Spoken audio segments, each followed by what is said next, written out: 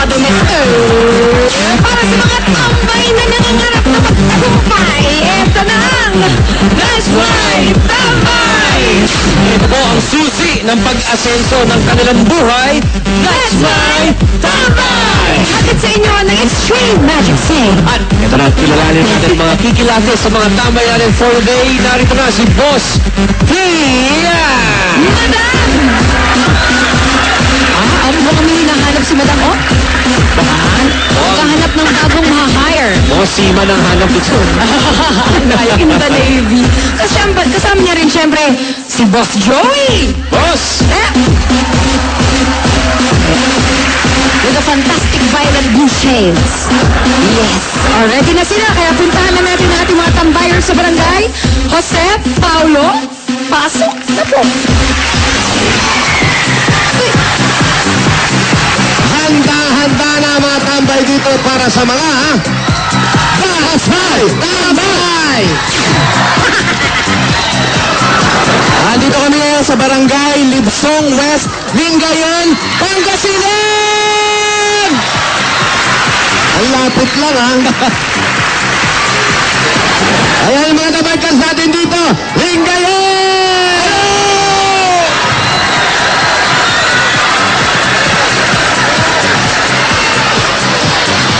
Ayan. Anong tawag pa, Brad? Anong tawag dito sa kanin? Kanin. Kanin din? Kanin din. Oh, kala ko ulam. Kanin din. Eto, tawagin na natin ang ating unang That's My Tambay. That's My Tambay number 1. Raymar Kait. Ay, oh. Raymar, kumusta ang lagnat? Okay naman po, okay naman. Meron. Ano ba? Action star ka ba? Hindi po, beatboxing. Ang init-init, ha? Kamusta naman yung leather jacket mo?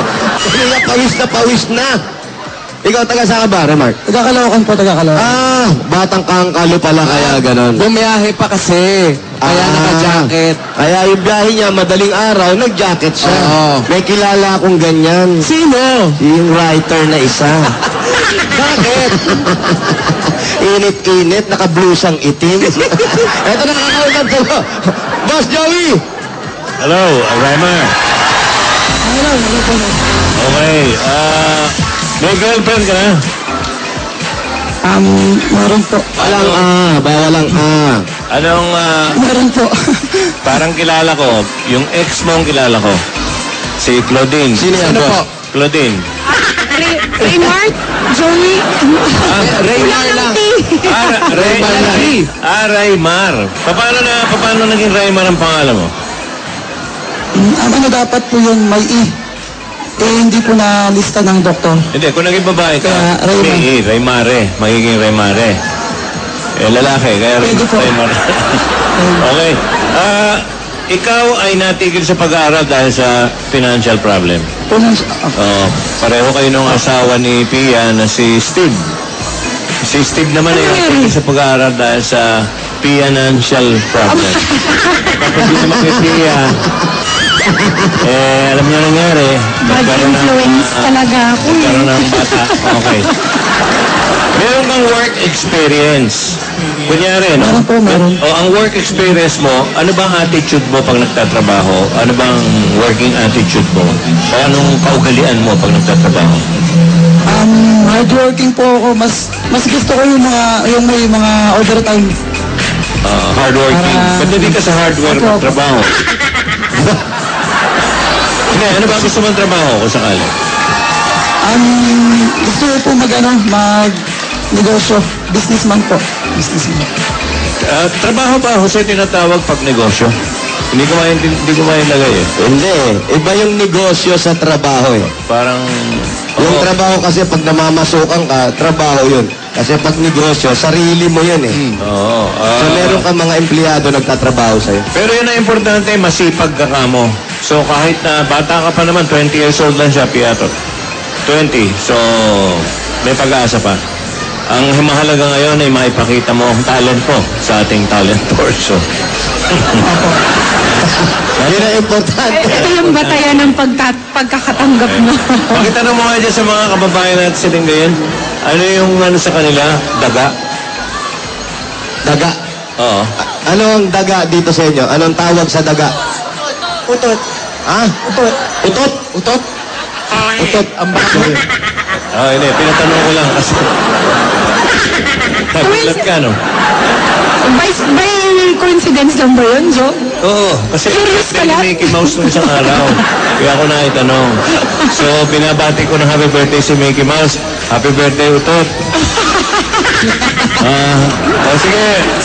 Bagay na bagay. Parang na-demote si Ito! Mickey. Birthday ni Mickey Mouse nung sa isang linggo. Okay. Sige, bahala ka na, Jose. Paolo, diyan kay Ako na si, Boss, ito na si Neneng Tulog. Neneng Tulog. At ito na, ang unang tambayan natin for today, si Raymar Kahit. Good luck!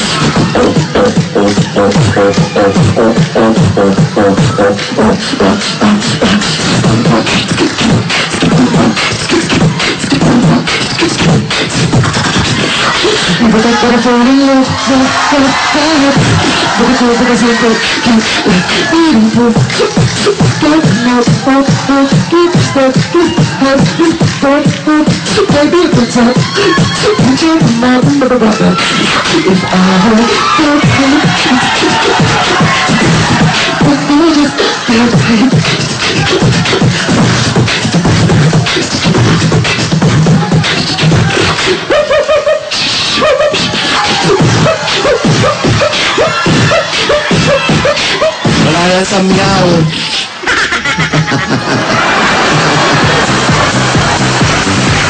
That's my tambay number 1. Raymar Kahit. Wala sa meow. Oo naman. Parinig nga isang meow, Val. Meow. Yun. At ito na, tawagin naman natin ang That's my tambay number 2.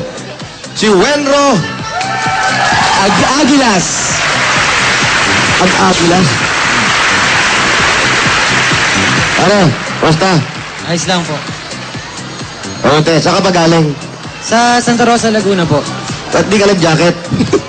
Nalinit po sobra. Madaling araw ka umalis, di ba? Apo. Okay naman ang biyahe. Apo. May dala po akong jacket. Sana susuot mo. Kasi dagdag forma yan jacket. Tandaan mo yan. Pag ganito kainit, nagja-jacket ka. Nakita mo yung mga action star natin? Kahit nagpuputik na, naka-jacket pa rin yun. Leather pa. Leather pa yun, ha? Eto, ang magtatanong sa'yo, si Boss Pia. Jose, baka hindi naman siya pang kontrabida material, diba? Oo nga. Mga kontrabida na leather jacket. Parang pa-drama siya eh. Si Wenro. Well, si Wenro kasi 6 months ng tambay, no? Pero nagtataka ako, Wenro, dahil napakadami mo ng work experience. And yet, 6 months ka nang hindi nakakapaghanap ng bagong trabaho. Ano ba ang pinakamalaking balakid mo sa paghahanap ng trabaho? Ma'am, Kwento bali mo ano nga. po ko, Walang bale, walang bale.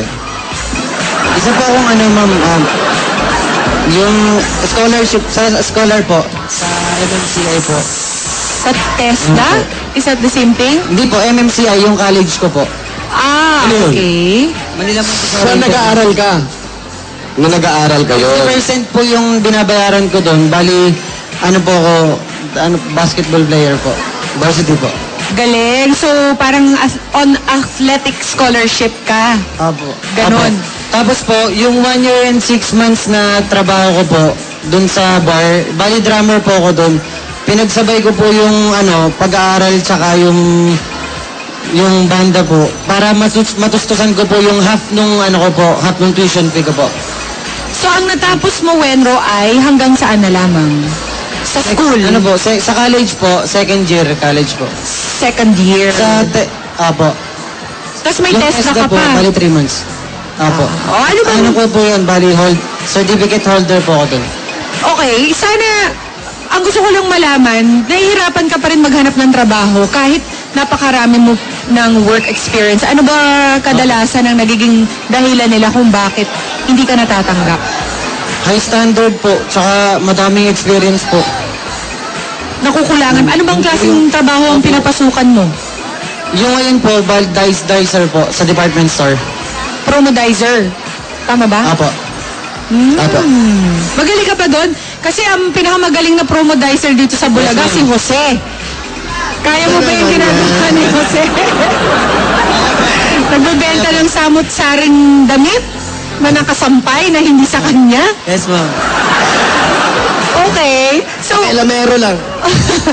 Wenro, good luck na lamang sa'yo, no? Sana, I admire you kasi napakadami mo nang naging work experience. Halata naman na pursigido ka at masipag ka.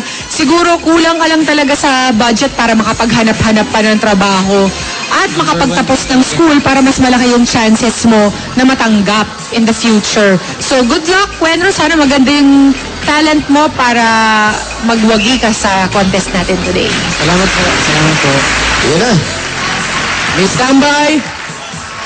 At eto na, ang That's My Tambay number 2, Wenro Aguilas!